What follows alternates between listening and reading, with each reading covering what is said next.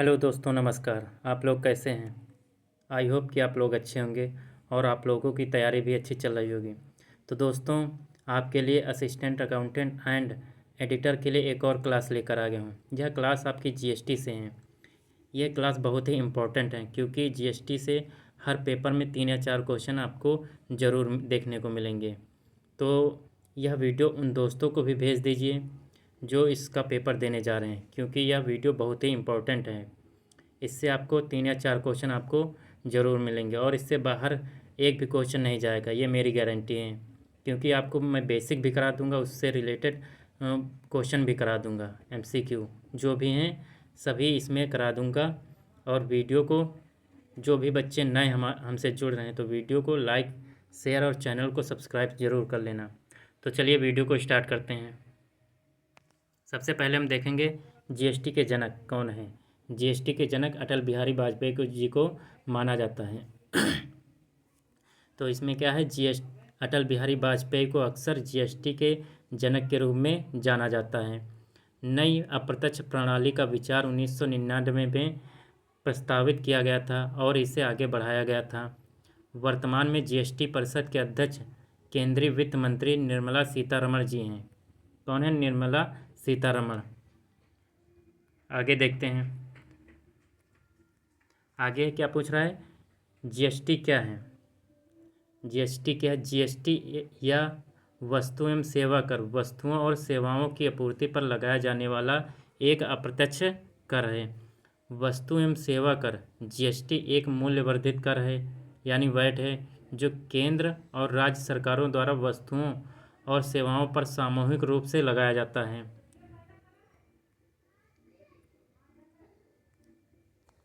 केंद्रीय जीएसटी जिसे सीजीएसटी कहते हैं और राज्य जीएसटी जिसे एसजीएसटी कहते हैं। सीजीएसटी यानी central goods and service tax और एसजीएसटी यानी state goods and service tax, इसका फुल फॉर्म होता है। तो वाली दोहरी संरचना के बाद जीएसटी परिषद द्वारा तैयार राजस्व वितरण में जीएसटी महत्वपूर्ण भूमिका निभाता है। जीएसटी की दरें इस प्रकार हैं: 5%, 12%, 18% और 28%। ये आपकी दरें जो हैं, जो आपकी वस्तुओं और सेवाओं पर लगाया जाता है।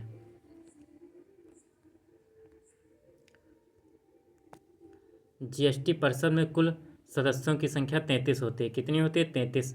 जीएसटी परिषद में कुल सदस्य 33 होते हैं। जीएसटी कितने प्रकार की होती हैं? जीएसटी कितने प्रकार की होती है? जीएसटी आपकी 4 प्रकार की होती है।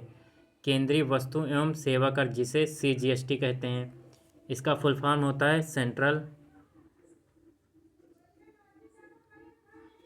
Goods and service tax. Goods and service tax, central goods and service tax, ये आपका सीजीएसटी यानी केंद्रीय वस्तु एवं सेवा कर का फुल फॉर्म होता है। दूसरा क्या है? राज्य वस्तु एवं सेवा कर जिसे एसजीएसटी कहते हैं, इसका full form state goods and service tax, ये एसजीएसटी का फुल फॉर्म है आपका, जिसे राज्य वस्तु एवं सेवा कर कहते हैं। तीसरा क्या है? तीसरा आपका केंद्र शासित प्रदेश वस्तु एवं सेवा कर जिसे यूजीएसटी कहते हैं। इसको आप क्या कहेंगे? यूनियन टेरिटरी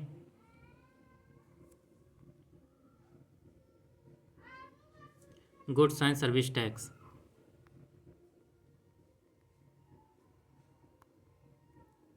सर्विस टैक्स, ये आपका यूजीएसटी का फुल फॉर्म है, जिसे आप केंद्र शासित प्रदेश वस्तु एवं सेवा कर कहते हैं।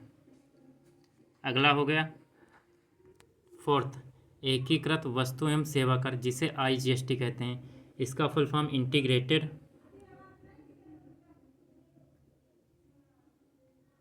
Integrated goods and service tax. Service tax, ये आपका IGST का फुल फॉर्म हो गया। तो ये आपके GST 4 प्रकार के होते हैं, CGST, SGST, UGST और IGST, ये 4 प्रकार के आपके GST हो गए। आगे देखते हैं, आगे क्या कह रहा है, किस वस्तु पर कितना GST लगता है, यानी अलग अलग वस्तुओं पर अलग अलग GST कर लगता है। तो वही आपको बताएंगे कि किस वस्तु पर कितना GST लगता है। सबसे पहले 0% पर देखते हैं। 0% मूल वस्तुओं जैसे कि दूध, अनाज, फल और सब्जियों पर कोई GST कर नहीं लगता है, यानी ये सब मुफ्त है, इस पर 0% GST कर लगता है, यानी कुछ नहीं लगता है। उसके बाद 5% दैनिक उपयोग के कुछ आवश्यक वस्तुओं जैसे कि बिजली, माचिस, ब्रेड और कुछ अन्य वस्तुओं पर 5% GST कर लगता है।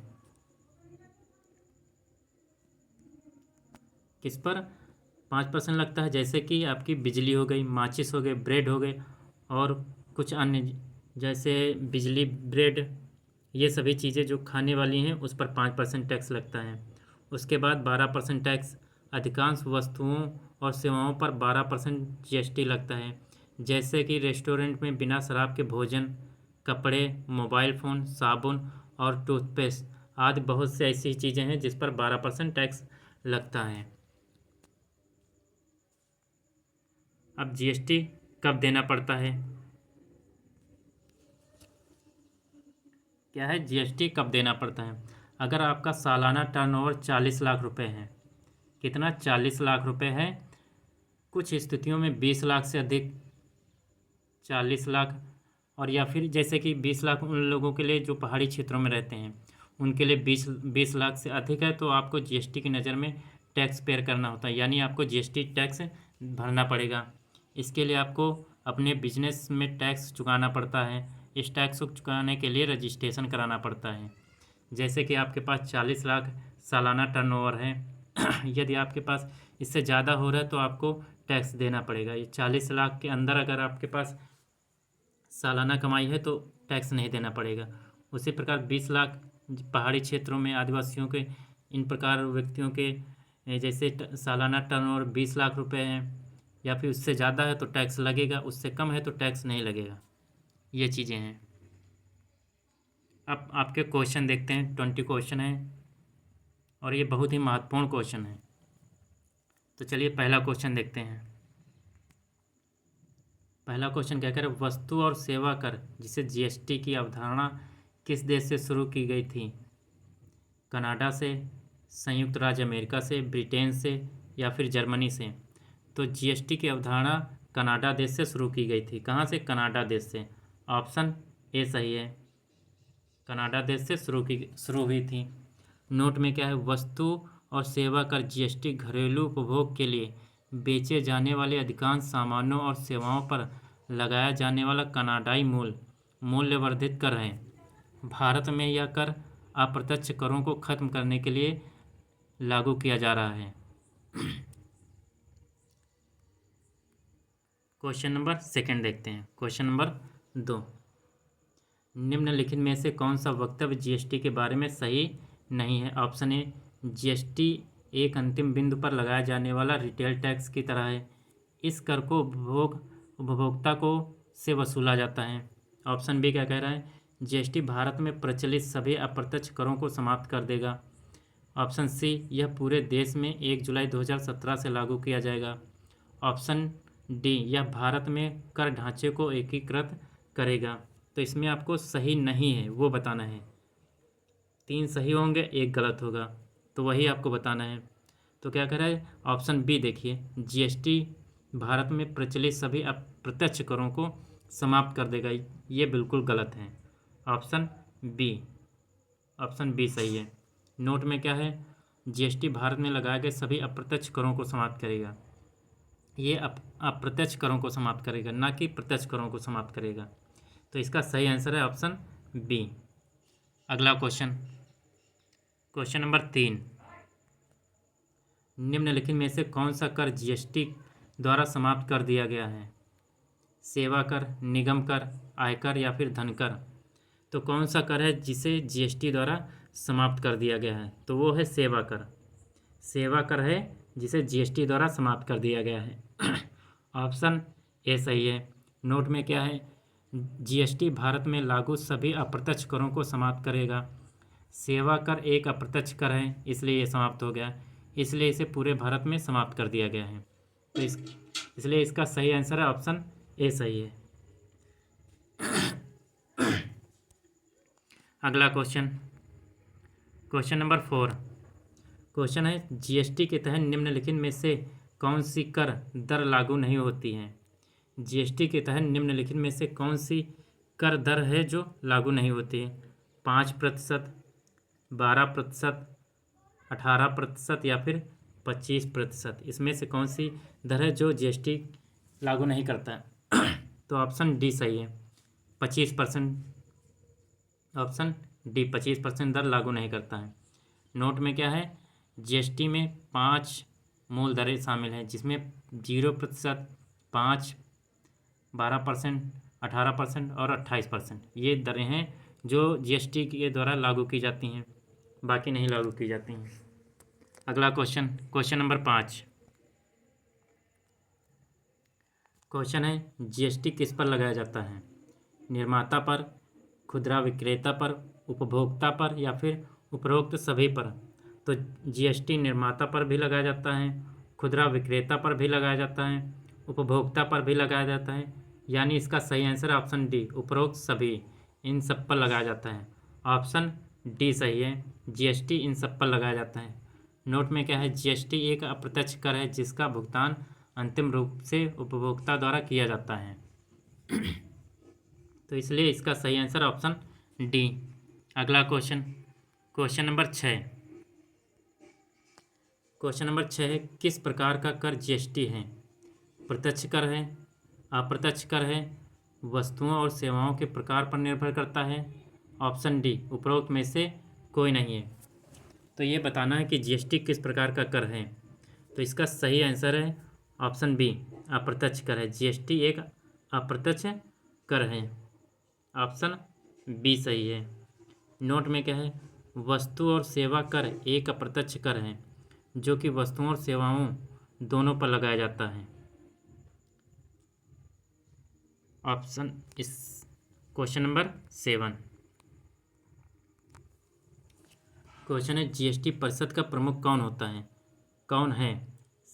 शशिकांत दास, निर्मला सीतारमण, अरुण जेटली, हसमुख अधिया। तो इसमें बताना है कि जीएसटी परिषद का प्रमुख कौन है वर्तमान में। तो अभी मैंने आपको बताया है कि जीएसटी परिषद का प्रमुख निर्मला सीतारमण यानी केंद्रीय वित्त मंत्री होते हैं। ऑप्शन बी सही है, निर्मला सीतारमण है। Option B. नोट में क्या है, इस समिति का सुझाव विजय केलकर समिति 2002 में दिया गया था। यह कर वस्तु एवं सेवा कर परिषद द्वारा निर्धारित किया जा रहा है, जिसके अध्यक्ष केंद्रीय वित्त मंत्री होते हैं। चलिए अगला क्वेश्चन, क्वेश्चन नंबर 8। क्वेश्चन है, जीएसटी बिल को पारित करने के लिए कौन सा संवैधानिक संशोधन किया गया है। 101वां, 120वां, 122वां, 115वां। क्वेश्चन क्या कह रहा है, जीएसटी बिल को पारित करने के लिए कौन सा संवैधानिक संशोधन किया गया है। तो इसका संशोधन 101वां किया गया है। ऑप्शन ए सही है, जीएसटी बिल को पारित करने के लिए 101वां संशोधन किया गया है। 101वां संशोधन करके जीएसटी बिल पारित किया गया है। तो इसका सही आंसर है ऑप्शन ए। ऑप्शन ए सही है। नोट में क्या है, जीएसटी बिल को पारित करने के लिए 101वां संवैधानिक संशोधन किया गया है। इसलिए इसका सही आंसर है ऑप्शन ए। अगला क्वेश्चन, क्वेश्चन नंबर 9। क्वेश्चन है, जीएसटी बिल के अंतर्गत निम्नलिखित में से कौन सी वस्तु शामिल नहीं होगी। जीएसटी बिल के अंतर्गत निम्नलिखित में से कौन सी वस्तु नहीं शामिल होगी। कुकिंग गैस, शराब, पेट्रोल, उपरोक्त सभी। तो इसमें बताना है कि कौन जीएसटी बिल के अंतर्गत ये सभी वस्तुएं शामिल नहीं होंगी या फिर कुछ वस्तुएं इसमें हैं जो शामिल नहीं होंगी।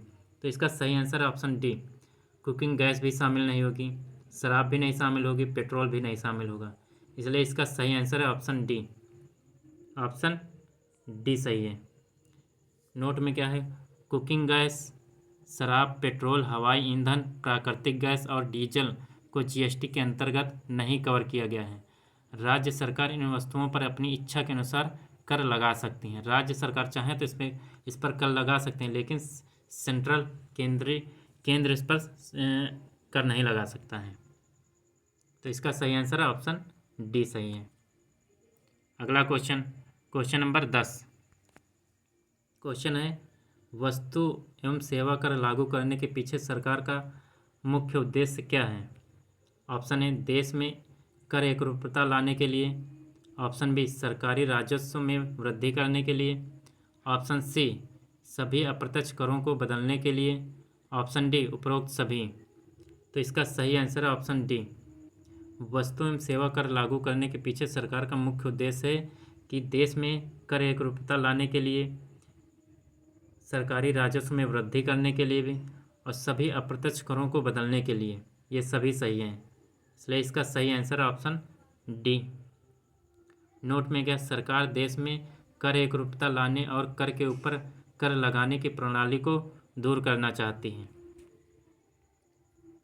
चलिए क्वेश्चन नंबर 11। क्वेश्चन है, भारत में जीएसटी 1 जुलाई 2017 से प्रभावित रहा है। भारत ने दोहरे जीएसटी के कहाँ के मॉडल को चुना है? अमेरिका के, कनाडा के, चीन के या फिर जापान के? तो भारत ने जीएसटी को कनाडा के मॉडल से अपनाया है। इसका सही आंसर है ऑप्शन बी सही है। कहाँ के मॉडल को अपनाया है? कनाडा के मॉडल को। ऑप्शन बी सही है, कनाडा के मॉडल को अपनाया है। अगला क्वेश्चन नंबर 12। क्वेश्चन है, कितने देशों में दोहरे जीएसटी मॉडल हैं? 5, 3, 10 या फिर 14?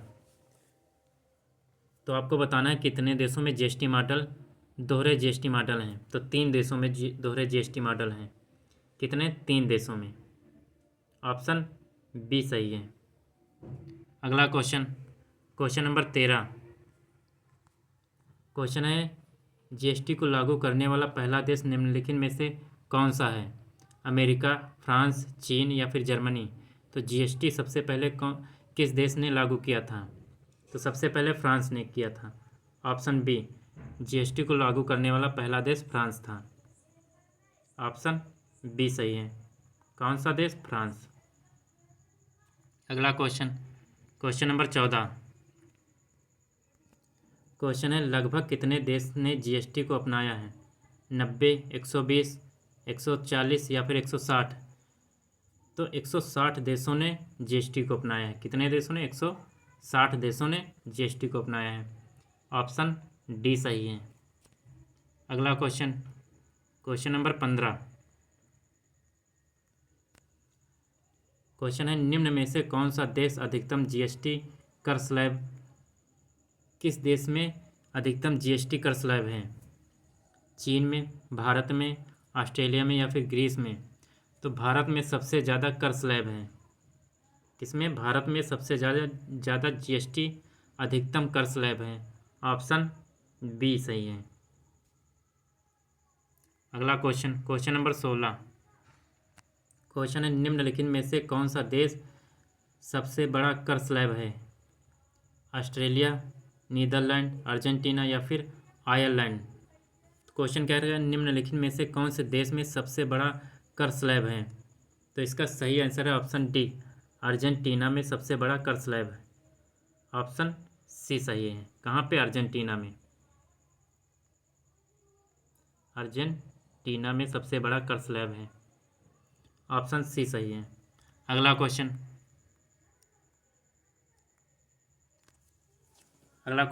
नंबर 17। क्वेश्चन है, भारतीय जीएसटी मॉडल में कितनी स्थिति संरचना है? 3, 4, 5 या 6? क्वेश्चन क्या कह रहा है? भारतीय जीएसटी मॉडल में कितनी स्थिति संरचना है? तो इसका सही आंसर है ऑप्शन बी, 4 संरचना हैं। कितनी? 4 संरचनाएं हैं। ऑप्शन बी सही है। अगला क्वेश्चन नंबर 18। भारत में जीएसटी के कितने प्रकार हैं? 2, 3, 4 या फिर 5? तो भारत में जीएसटी के 4 प्रकार हैं। कितने प्रकार हैं? 4। ऑप्शन सी, भारत में जीएसटी के कितने प्रकार हैं? 4। CGST, SGST, UGST, IGST। ये आपके 4 प्रकार हैं जीएसटी के। अगला question, question number 19। Question number 19, IGST में आय का क्या मतलब है? अंतर्राष्ट्रीय, आंतरिक, एकीकृत या फिर राजकीय? तो IGST में आय का मतलब है एकीकृत। क्या मतलब है? एकीकृत। ऑप्शन सी सही है। अगला क्वेश्चन, क्वेश्चन नंबर 20। क्वेश्चन है, IGST के तहत निर्धारित अधिकतम दर कितनी है? 5%, 12%, 18% या फिर 28%? IGST के तहत निर्धारित अधिकतम दर आपकी 28% होगी। कितनी? 28% होगी।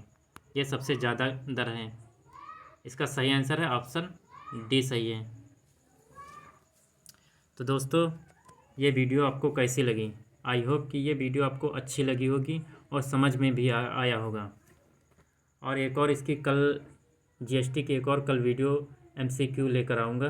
तो अगर आपको अच्छी लगे वीडियो ये, तो वीडियो को लाइक, शेयर और चैनल को सब्सक्राइब कर लेना और अपने दोस्तों को भी शेयर कर देना, जिससे आपकी परीक्षा में हेल्पफुल ये वीडियो बनी रहे। तो आज के लिए धन्यवाद।